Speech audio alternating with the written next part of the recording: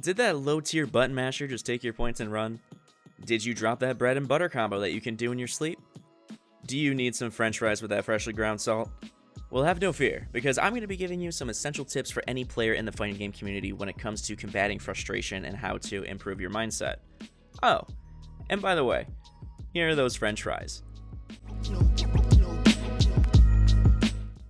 First off, I want to preface this video and say that there is nothing wrong with losing. There's nothing wrong with making a wrong prediction.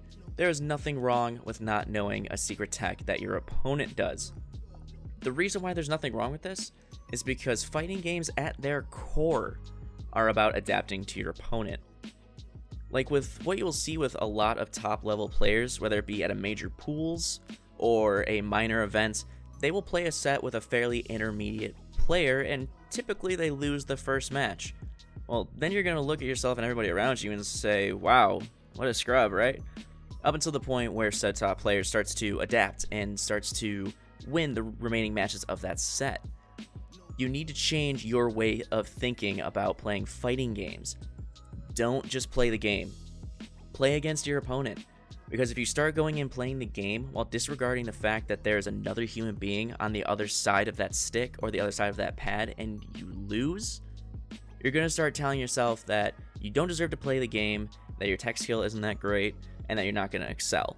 Because that's just not true. If you know you're decent at the game and you just made a few bad decisions, that's it. But if you lose and you recognize that you are playing against a human opponent, then when you lose, you won't tell yourself that you suck at the game. You will instead realize that this specific opponent who beat you is currently better than you, henceforth humbling you in the process. It's fine to play ranked if you want some quick matches and earn some points or whatever. You just need to understand the implications of matching with random people online. That implication is that when you lose against some random online warrior, whether it just be one match or two, then don't internally tell yourself that you're bad, but instead wonder what you could have done differently if you had that third or fourth match, or if you had won a majority of that first to 5. This will keep your salt levels low, and will keep your mindset towards the goal you set of improving yourself. Learn to love losing. Don't even worry about your win-loss record. It's not important whatsoever.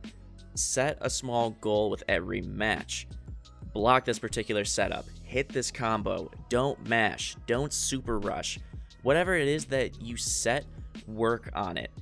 Iron out those kinks. The final score doesn't matter, but as long as you reached your goal, then you will have made progress, and that kind of win goes so much further than a win over some random online.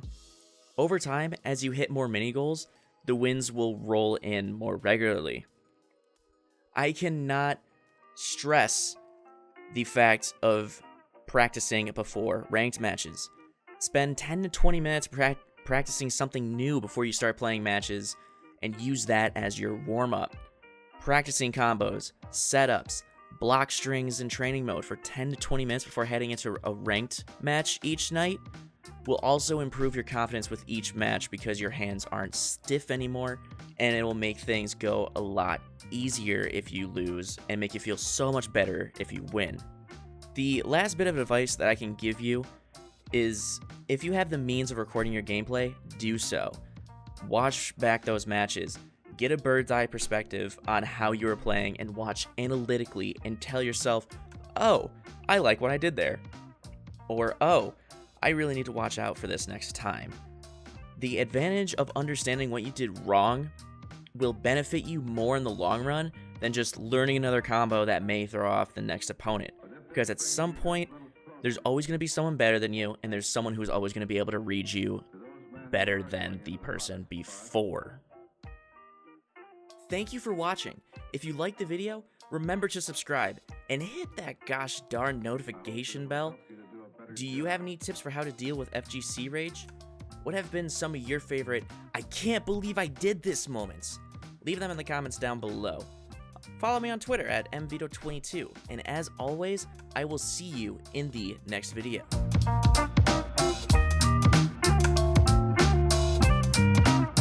Better job.